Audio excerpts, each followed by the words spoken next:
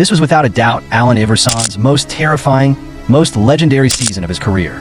At just 6 feet 3 inches, the smallest guy on the court carried 4 big, clumsy teammates who couldn't shoot to save their lives, and still fought his way all the way to the NBA Finals. Facing the league's most dominant duo, the OK combination, Iverson didn't back down. He snatched a hard-fought win straight out of the jaws of defeat. And that iconic moment where he crossed over Tyronn Lue, it's forever etched in NBA history. That year, every player who faced Iverson had the same thing to say. In my generation, AI was much the same. He'd always put you in jeopardy. Little guy's not supposed to be doing that. Little guy's not supposed to be crossing up the greatest player ever to play the game twice and not go anywhere. Little guy's not supposed to come in and get knocked to the floor and still come back up. Let's rewind to 2001 and see just how unstoppable Allen Iverson really was. Before the 2000-01 regular season even began, Iverson was still living in his rebellious street mode. He carried the attitude of a defiant kid from the streets, and management's words barely registered. During training, he skipped sessions and slacked off multiple times. The 76ers front office was at their wits' end and even planned to trade him. But due to complications in other players' contracts, the trade fell through. After the failed trade, Iverson realized he'd gone too far and began to straighten up. He showed up on time more often, trained harder, and adjusted his attitude. Seeing this change, head coach Larry Brown had a bold idea. Here was a 6 feet 3 inches guard who could handle the ball with precision, explode to the basket in a flash, and slice through defenses like a natural offensive weapon. So why not give him full control of the team's offense? And just like that, an unprecedented system was born. 1 star for defenders. Iverson became the undisputed centerpiece. The other 4 players had a single job: defense. Their main role was to give Iverson the ball, let him hold it as much as possible, and let him unleash non-stop attacks. The system worked like a drawn bow. The 4 teammates were the taut string, and Iverson was the lethal arrow shot toward the basket. Extreme? Yes. Effective? Absolutely. The results spoke for themselves. The 76ers dominated the regular season with a 56-16 record, clinching first place in the Eastern Conference. Iverson reached the peak of his career.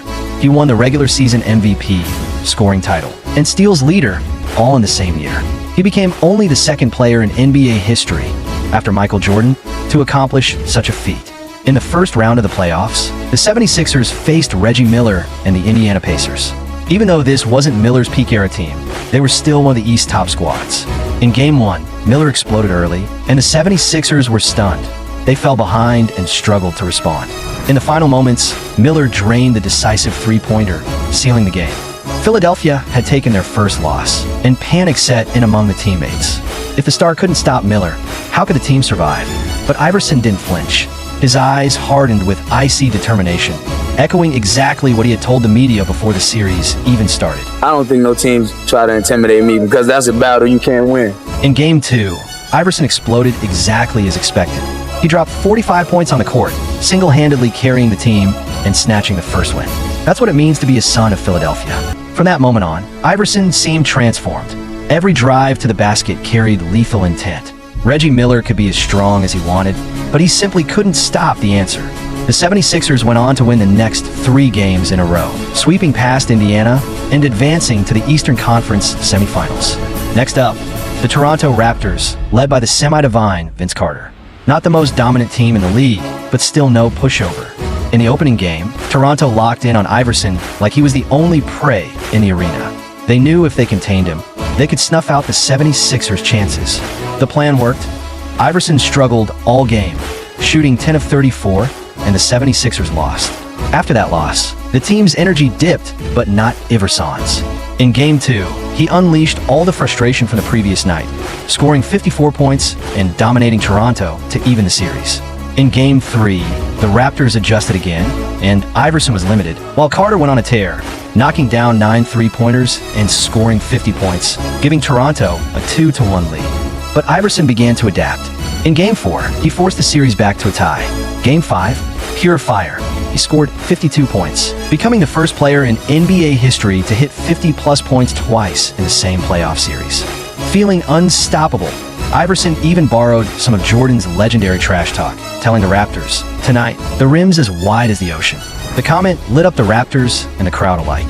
Game 6 saw Toronto go all out to lock him down, cutting off the 76ers' offense completely. Philadelphia lost again, and the series miraculously came down to Game 7. In that decisive game, Iverson cracked Toronto's defensive scheme, but this time he passed. He wasn't just scoring. He dished a career-high 16 assists, orchestrating the offense perfectly. When Carter missed the final three-pointer, Philadelphia emerged victorious, advancing to the Eastern Conference Finals. There, the 76ers faced the Milwaukee Bucks, armed with their big three: Ray Allen, Sam Cassell, and Glenn Robinson. If the first two rounds were tough bones to chew, this team was a razor-sharp knife. Iverson, exhausted from the previous battles and nursing injuries, fought through the first game, scoring 34 points for a hard-fought win. But by Game 2, fatigue caught up with him. He shot just 5 of 26, and the Bucks tied the series. Coach Larry Brown made a tough decision: rest Iverson in Game 3. Without him, the team collapsed, losing again. But in Game 4, despite his body barely recovering, Iverson returned. During a scramble for the ball, Ray Allen's shoulder collided with his mouth, splitting his lip and sending blood gushing out. Iverson swallowed the pain and the blood and got right back on the court. The fiercest opponent had brought out the fiercest Iverson. He carried the team all the way, ultimately winning the series 4-3 and advancing to the NBA Finals, celebrating as the entire arena erupted for him. And there, waiting in the finals, were the unstoppable Los Angeles Lakers, the Shaq and Kobe duo, the league's most feared combination. How would Iverson possibly stand against that monumental challenge?